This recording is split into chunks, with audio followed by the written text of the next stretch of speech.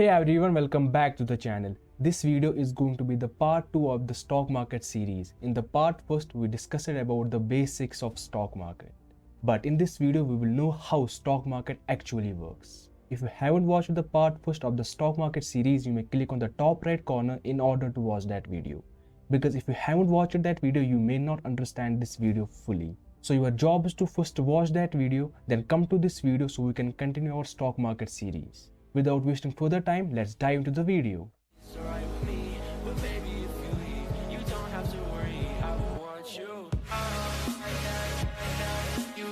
अब देखो, there are more than 5,000 companies listed on Bombay Stock Exchange and more than 2,000 companies listed on National Stock Exchange. Together, Indian stock market comprises of more than 7,000 companies, and this is a huge number. Now, to know the overall performance of the Indian stock market, we need to know the performance in the first place. Performance अब होता क्या है? In देसी language, performance means कि market कैसा perform कर रहा है. But if we break it further down, performance means behavior of price. Price कैसे behave करता है? That's simply word performance. And price only shows three types of behaviors: upward behavior, stagnate behavior and downward behaviour.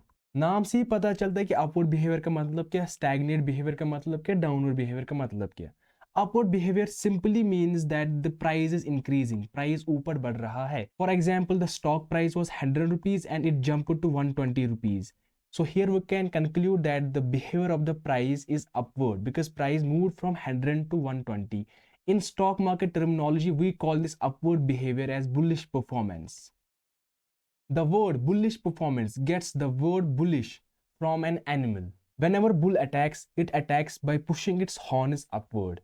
यानी कि जब bull attack करता है दुश्मन को, it attacks the दुश्मन with its horns, वो उस दुश्मन को नीचे से ऊपर धकेल देता है. In the same way, जब प्राइस नीचे से ऊपर जा रहा है, we assume that the price is being pushed by the bull with the help of horns. और उन बुल्स को हम स्टॉक मार्केट में बोलते हैं बायर्स, क्योंकि बायर्स ही प्राइस को ऊपर धकेल देते हैं बाय क्रिएटिंग मोर डिमांड. जितनी ज्यादा डिमांड उतना ज्यादा प्राइस बढ़ेगा. Now what is stagnate behaviour? Stagnate behaviour means कि प्राइस वैसे का वैसा ही रह गया. अगर प्राइस 120 पर ओपन हो गया and it will close eight 120, यहां पर प्राइस ना ऊपर गया ना नीचे गया.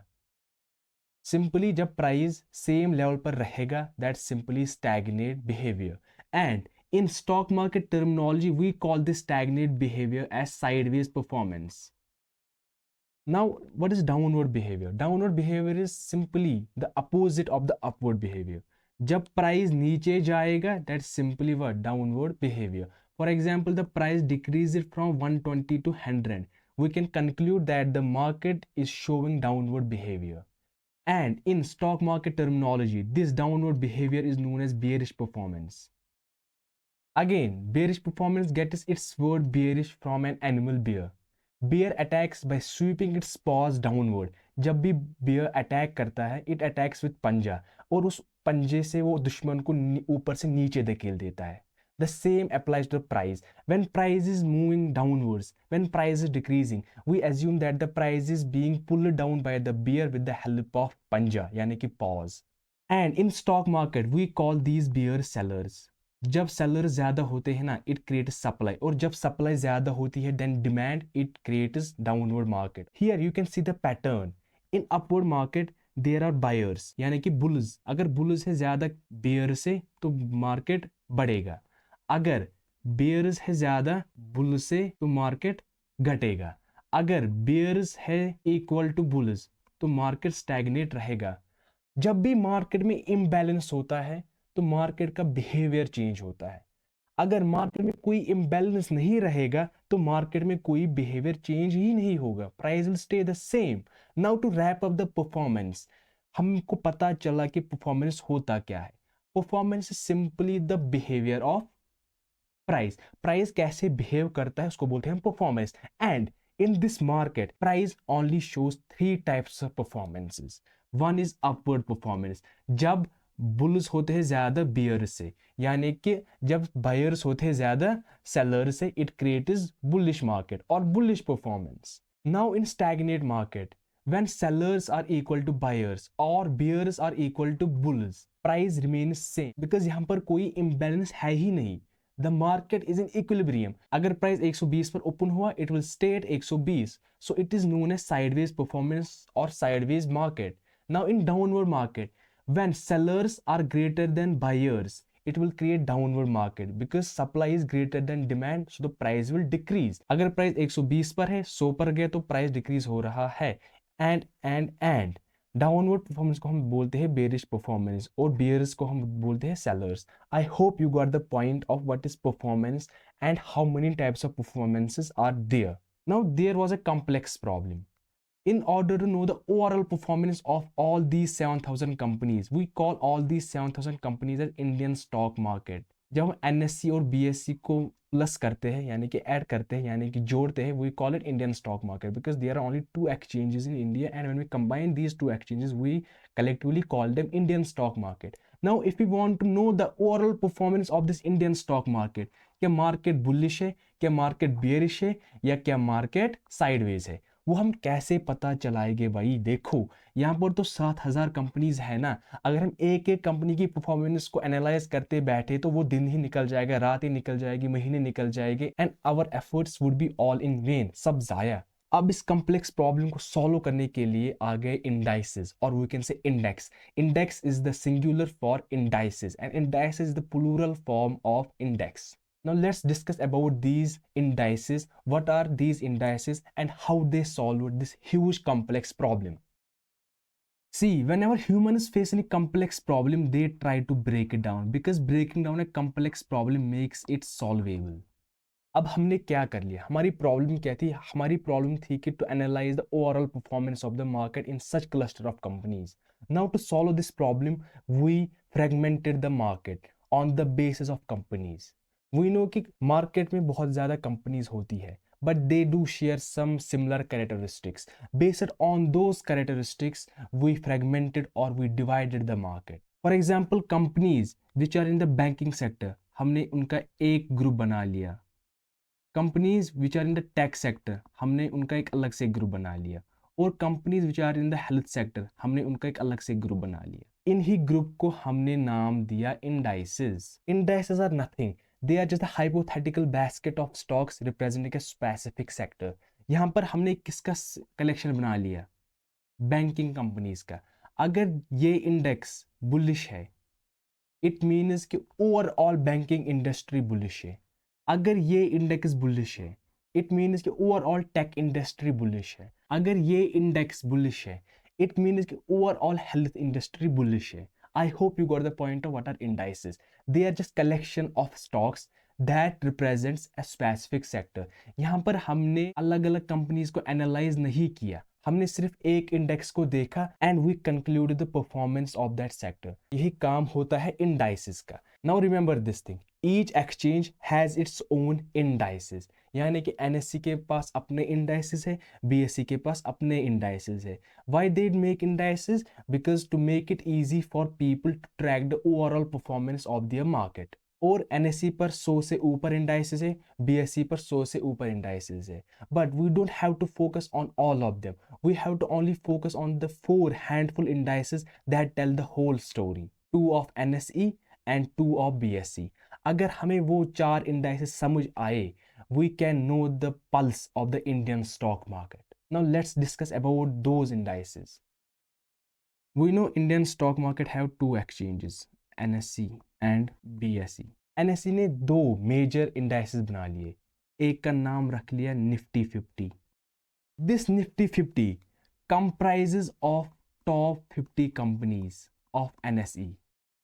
टॉप 50 कंपनी जो लिस्ट है एनएससी पर, वही इस इंडेक्स में आते हैं. Now what is this top 50? अगर मैं आपको बोलूँगा tell me the best cricketer of the world, आप क्या बोलोगे? You will simply analyse each players performance, और जिसकी परफॉर्मेंस अच्छी है in terms of runs and in terms of centuries, उसी को आप टॉप 1 पे रखोगे. And in stock market we follow the same approach. We compare companies based on market capitalization. Now what is this market capitalization? Market capitalization कुछ नहीं है. It is just the total market value of all the shares held by the public. मैं ये समझाऊंगा नहीं इस video में, because it's your job to know something on your own. That's how real learning happens. आपको देखना है कि what is this market capitalisation. इस वीडियो को पॉज कर लो अभी, search it on Google what is market capitalisation और go to AI and understand this concept fully. जिस कंपनी की मार्केट कैपिटलाइजेशन ज़्यादा होती है उसी को हम इस निफ्टी 50 में इंक्लूड करते हैं, यानी कि top 50 companies having the highest market capitalization are included in Nifty 50। इसका मतलब कि अगर निफ्टी 50 ऊपर जा रहा है यानी कि बुलिश है, इट मीन्स कि overall market on NSE is what, bullish. अगर नीचे जा रहा है तो बेयरिश, अगर साइडवेज है तो साइडवेज ही है। Now the second famous index of NSE is bank Nifty. This bank nifty comprises of 12 top banking companies listed on NSE। Now, what is this top means कि top 12 companies having the highest market capitalization in the banking industry are included in Bank Nifty। अगर Bank Nifty आज bearish है, it means कि whole banking industry is what, bearish। Now, these were the two famous indices of National Stock Exchange। Now, let's talk about the Bombay Stock Exchange। The famous Bombay Stock Exchange index is Sensex। Sensex सबने नाम सुना होगा।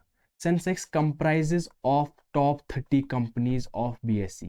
यहाँ पर क्या था, यहाँ पर इंक्लूड करते थे top 50 companies of NSE। यहाँ पर Sensex में top 30 companies of BSE। अब दूसरा index, famous index of BSE is Bankex. Bankex में top 10 banking companies of BSE। Top 10 banking companies of BSE किस में इंक्लूड होते हैं, बैंक एक्स पर। अगर बैंक एक्स का आज मार्केट ऊपर है, इट मीन्स कि overall market of banking industry is bullish. Now there is a link. In previous video I told you that the company gets listed on both markets. BSE पर भी list होती है और NSE पर भी list होती है। अगर वो NSE पर भी लिस्ट होती है और BSE पर भी लिस्ट होती है, अगर उसका मार्केट कैपिटलाइजेशन ज़्यादा है, he will be in both indices Nifty 50 as well as on Sensex. अगर यहाँ पर रिलायंस है, यहाँ पर भी रिलायंस होगा निफ्टी 50 में भी। अगर रिलायंस सेंसेक्स में भी है, रिलायंस निफ्टी 50 में भी होगा। अगर बैंक निफ्टी में HDFC है, वो यहाँ पर भी होगा। HDFC is present on both market places and they have higher market capitalization. Confuse मत होना मार्केट कैपिटलाइजेशन में। Market capitalization is only one value for a company. अगर रिलायंस का मार्केट कैपिटलाइजेशन फॉर एग्जाम्पल के लिए 2000 crore, it will remain 2000 crore on NSE as well as on BSE। दोनों पर 2000 करोड़ ही रहेगा। NSE पर दूसरा कैप नहीं होगा, BSE पर दूसरा कैप नहीं होगा। थोड़ी डिफरेंसेस होती है बट इट्स ओवरऑल सेम। अगर कोई कंपनी है that's listed on both stock exchanges और उसका मार्केट कैपिटलाइजेशन ज्यादा है, he will be included in both major indices of NSE and BSE। इसलिए हम बोलते हैं अगर निफ्टी आज ऊपर है तो ओवरऑल स्टॉक मार्केट आज ऊपर है, because it also comprise of Sensex. जब हम बोलते हैं ना कि बैंक निफ्टी आज ऊपर है, और इट ऑटोमेटिकली मीन्स कि बैंक एक्स भी ऊपर है। सो हम इन दो पर फोकस करेंगे टू एनालाइज द मार्केट। हम निफ्टी 50 पे फोकस करेंगे और बैंक निफ्टी पे फोकस करेंगे, because Nifty 50 includes almost same companies of Sensex and bank Nifty includes almost same companies of bank x. अगर ये ऊपर, ये भी ऊपर। अगर ये ऊपर, ये ऊपर। अगर ये ऊपर, इंडियन स्टॉक मार्केट ऊपर। अगर ये ऊपर, Indian stock market in banking industry ऊपर। One more thing about indices are that they are volatile। अगर निफ्टी 50 में आज कंपनी X है, अगर इसने अंडर परफॉर्म कर लिया, इसको हम एक्सक्लूड करेंगे निफ्टी से। Nifty will exclude this company और इसकी जगह किसी और कंपनी को देगी that is performing well. So it will always comprise of top 50, it will always comprise of top 30। जो अंडर परफॉर्म कर रही है उसको बाहर निकाल देंगे। It's same as the IPL team. IPL team में ओनर्स उन्हीं प्लेयर्स को लेंगे that are performing well and the player that are performing poorly will be excluded from the team. तो यहाँ पर सेम कनेक्शन, यहाँ पर same concept applies to the indices as well. I hope you got the point of what are indices and how do they work and how they help us to analyze the overall performance of the market। Now ये बात तो सबको पता है, जहाँ पर पैसों का इन्वॉल्वमेंट होता है वहाँ पर स्कैम होता ही होता है, because there are people who exploit other people for money। Now to oversee the Indian securities market, we have a regulatory authority known as SEBI, SEBI, which stands for Securities and Exchange Board of India। SEBI acts as a policeman in the Indian securities market। अगर कोई company आ गई, उसने company ने पैसा raise कर लिया investors से, but at the end investors को पता चला कि वो तो कंपनी थी ही नहीं, उसके ओनर्स वो पैसा लेकर भाग गए। इन्हीं फ्रॉडलेंट एक्टिविटीज को ओवरसी करने के लिए government have established a organization known as SEBI, which is a regulatory authority that oversees the Indian stock market or Indian securities market. People assume that the SEBI only oversees stock market, but this is wrong. They oversee the overall securities market. Securities market में पता है आपको कौन कौन से होते हैं, money market and stock market और capital market. And this SEBI was established in 1988 to prevent any fraudulent activity in securities market of India. In stock market, there are two parties. The transaction in stock market occurs between two parties, namely as company and investor. Company क्या करती है, company investor को security देती है और investor security के in exchange में क्या देता है, मनी फॉर द कंपनी। अब इस कंपनी साइड को मैनेज करने के लिए तो है हमारे पास SEBI, because it prevents all the fraudulent activities from the company side. अब ये भी तो बंदा है ना, ये भी तो एक पार्टी है ना, it can also do a scam. अब इस स्कैम को प्रिवेंट करने के लिए आ गए brokers. Brokers are simply same as SEBI, but they are little bit different, they act little bit differently. अब ब्रोकर्स का मतलब क्या है, यहाँ पर ट्रांजैक्शन हो रही है किसके दरमियान, कंपनी के दरमियान एंड द इन्वेस्टर के दरमियान।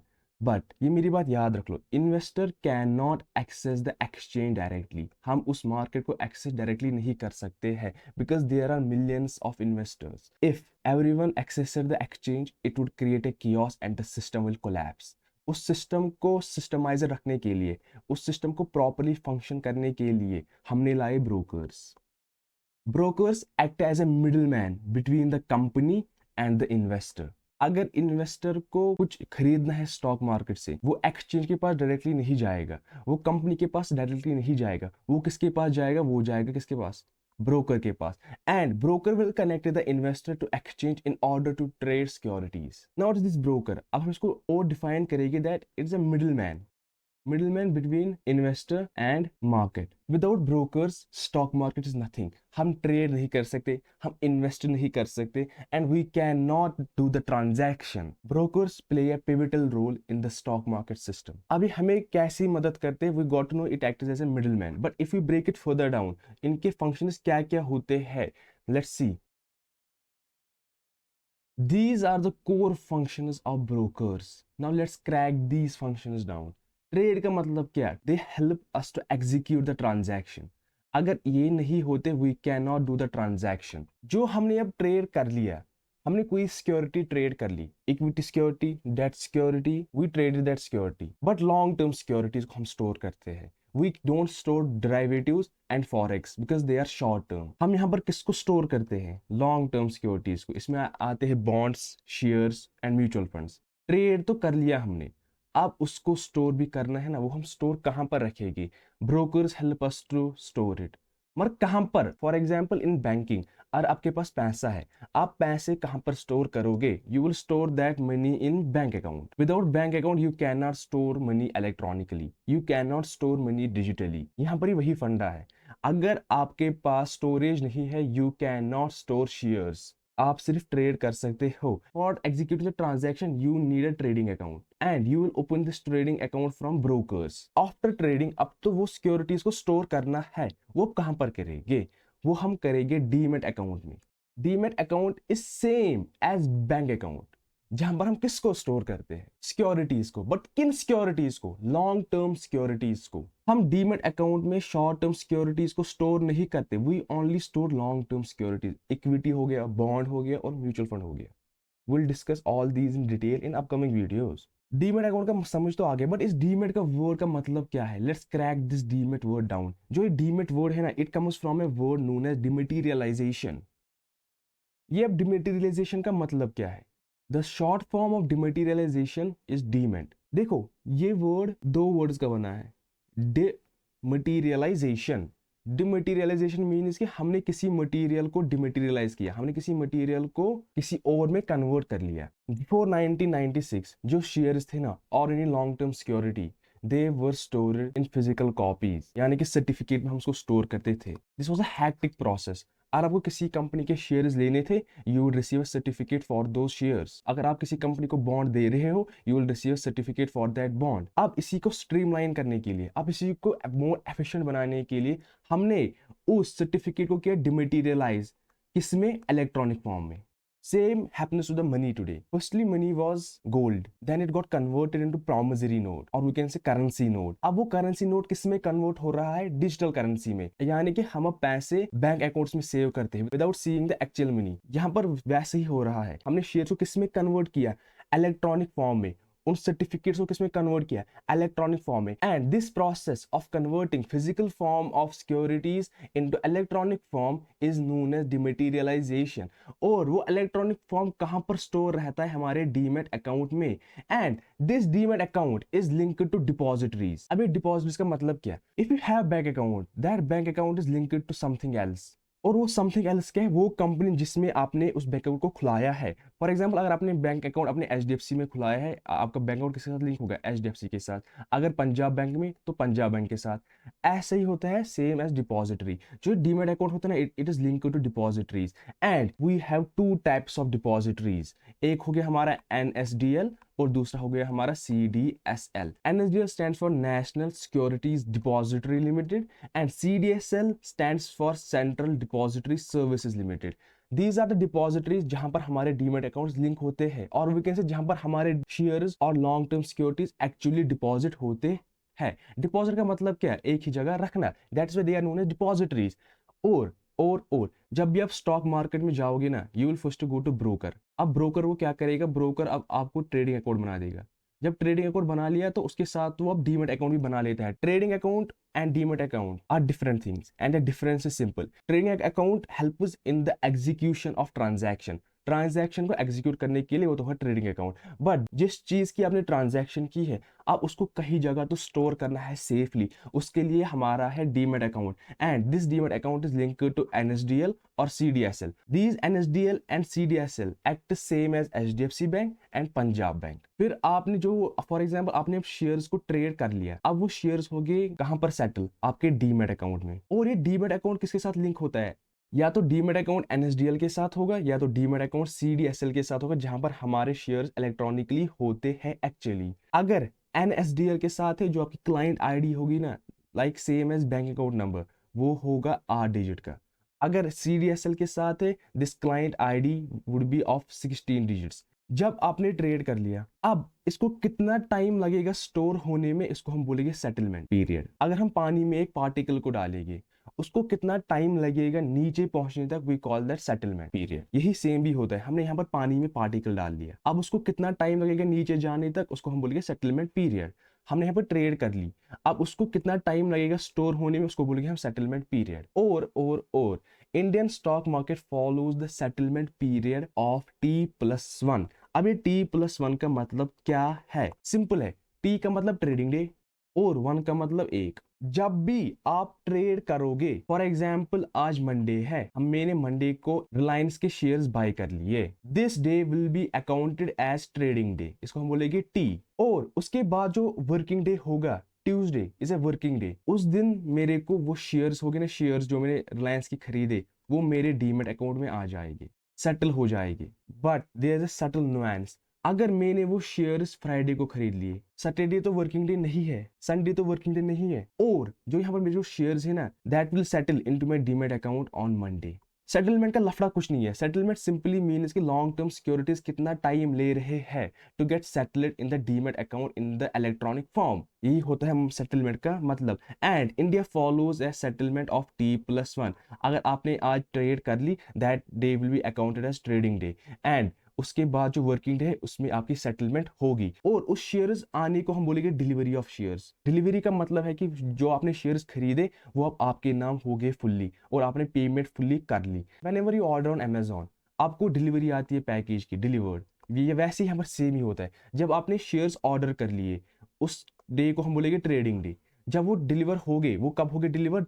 T+1 on the next working day of the trading day. Whenever the shares get delivered to your demat account, उसको हम बोलेंगे डिलीवरी ऑफ शेयर्स। हमने क्या किया, हमने शेयर्स की डिलीवरी पकड़ ली, अब वो शेयर्स हमारे नाम हो गए। But when does this happen, it happens after T+1। Before T+1 अगर आपने रिलायंस के शेयर्स खरीद लिए मंडे को और आपने मंडे को ही बेच दिए, आपने यहाँ पर शेयर की डिलीवरी नहीं ली। यही फंडा होता है difference between the trading and investment. हम ट्रेडिंग में डिलीवरी नहीं लेते हैं, but in investment we take the delivery, but in some forms of trading we also take the delivery, and we'll discuss it in upcoming videos कि हम किन types of trading में delivery लेते हैं और किन types of trading में delivery नहीं लेते हैं। while investment में तो हम definitely delivery लेते हैं शेयर्स की। ये तो हमें समझ आएगा कि डिपॉजिटरी से लिंक करते हैं कौन, हमें ब्रोकर्स, और एक्सचेंज से भी करते हैं ना। वी नो यहाँ पर तो दो एक्सचेंज है, NSE एंड BSE।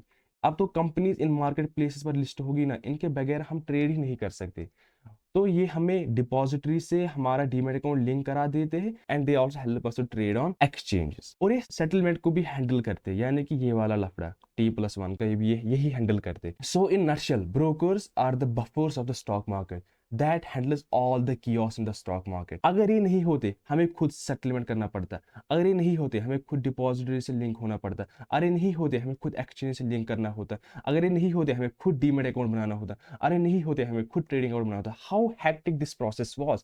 इसी प्रोसेस को स्ट्रीमलाइन करने के लिए आ गए ब्रोकर्स।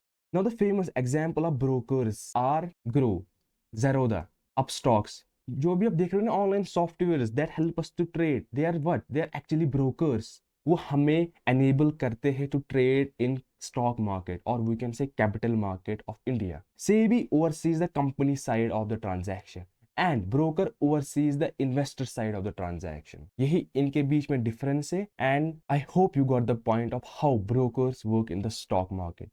अगर brokers नहीं होते, we cannot trade in stock market. The whole system would collapse. चलो अब समराइज करते हैं हमने क्या क्या पढ़ा आज। वो हमारे पास एक प्रॉब्लम थी, कौन सी प्रॉब्लम, कि हम अब कैसे परफॉर्मेंस को ट्रैक करें। हमने क्या किया, हमने ब्रेक डाउन किया, किसको किया ब्रेक डाउन, मार्केट्स को, on the base of companies. हमने कंपनीज को अलग अलग ग्रुप बना लिया, बैंकिंग ग्रुप बना लिया, टेक ग्रुप बना लिया, हेल्थ ग्रुप बना लिया, और इन्हीं ग्रुप को हमने बोला इंडाइसेस और इंडेक्स, हमने इनको बोला। और इंडेक्स तो होते हैं बहुत सारे, हमको फोकस करना है फ्यू इंडेक्सेस पर, 4 इंडेक्स पर हमें फोकस करना है, और 2 इंडेक्स पे हमें फोकस करना है to know the pulse of the Indian stock market. और एक्सचेंज के अपने अपने इंडाइसेस होते हैं। हमने NSE का इंडेक्स देखा, निफ्टी 50, इसमें कौन सी कंपनी है, टॉप 50। टॉप 50 का मतलब top 50 companies with highest market capitalization. Bank Nifty में 12 companies in the banking sector on NSE। BSE में 30 companies, 30 companies listed on BSE, और बैंक में top 10 companies listed on BSE। But हमने एक पैटर्न देखा, जब भी कंपनी जाती है वो यहाँ भी जाती है और यहाँ भी जाती है।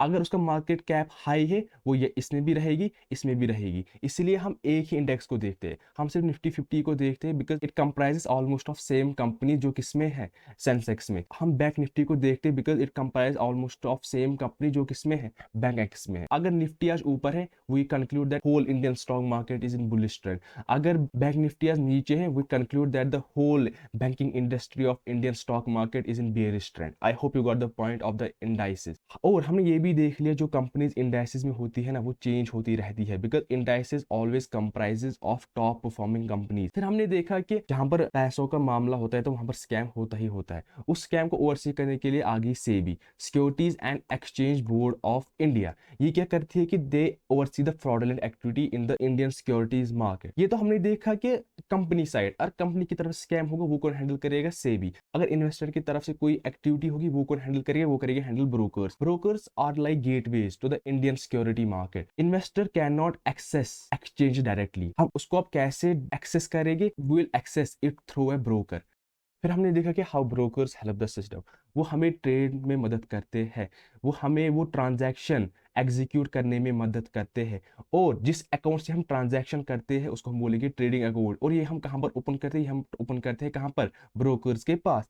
फिर हमने जो लॉन्ग टर्म सिक्योरिटीज जो हमने ट्रेड कर ली, अब तो उसको स्टोर करना है ना, वो हम स्टोर अब कहाँ पर करेंगे, we will store them in demat account. और हमने देखा कि शॉर्ट टर्म सिक्योरिटीज को हम स्टोर नहीं करते, we only store long term securities. जब हमने वो स्टोर कर लिया, वो बैंक अकाउंट किसी एक डिपॉजिटरी के साथ लिंक होता है। And in India we have two types of depositories, NSDL and CDSL, national securities depository limited and central depository services limited. And we also knew कि brokers help us to connect with exchanges, NSE के साथ हमें connect करते और BSE के साथ ही connect करते, because सारे शेयर्स इन्हीं पे होते हैं। अगर हमें इनका एक्सेस नहीं है, we can not trade and store securities. That's why brokers play a pivotal role in the Indian stock market. और हमने क्या देखा कि they handle the settlement. Settlement का मतलब कुछ नहीं, अगर हमें पानी में पार्टिकल डाला वो कितना समय लेगा to get to the bottom of the beaker, उसको हम बोलेंगे सेटलमेंट। यानी कि अगर हमने ट्रेड की शेयर को कितना टाइम लगेगा to get converted into electronic form और हमारी डिलीवरी हो जाएगी।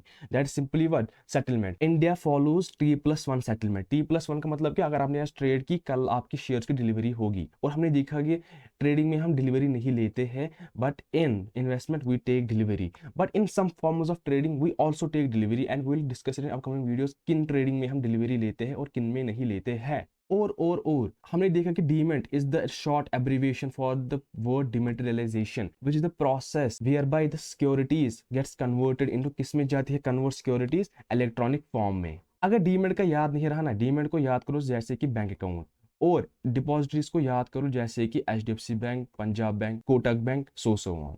And then we discuss about the examples of the brokers. Groww हो गया, ज़ेरोधा हो गया, अपस्टॉक्स हो गया। अगर ये नहीं होते, you can not trade in stock market. हमने आज ऐसी टर्म्स को क्रैक डाउन किया है ना, that a very few people strive to understand. Now to conclude this video, let's take a look at the keywords we intended to complete in today's lecture. हमने index को भी समझ लिया, Sensex को भी समझ लिया, बैंक एक्स को भी समझ लिया, निफ्टी 50 को भी समझ लिया, बैंक निफ्टी को भी समझ लिया, सेबी को भी समझ लिया। तो हमने इन सारे टर्म्स को इतना ब्रेक डाउन किया कि हमने सब कुछ समझ लिया। We understood everything. Now we also understood the role of brokers, we also understood the dematerialisation, what is demat and what is settlement. Now we know the system. अब तो हमें समझ आ गया कि how system works from the outer side, from the inner side. Now the upcoming video will focus on the ways to make money in stock market. हम कैसे पैसा बनाएंगे स्टॉक मार्केट से। I can guarantee you that you never ever find a stock market series like this one that explain stock market in such detail. Now आपका homework क्या रहेगा, explain this topic to someone else, जो हमने आज पढ़ा, because again teaching reinforces understanding. अगर आप इस चीज को टीच कर पा रहे हो, इट मीन्स कि आपको इस फुल्ली समझ आ गया। I hope you got the point. So that was all by my side. I hope you understood the lecture and we'll meet you next video. Till then, goodbye.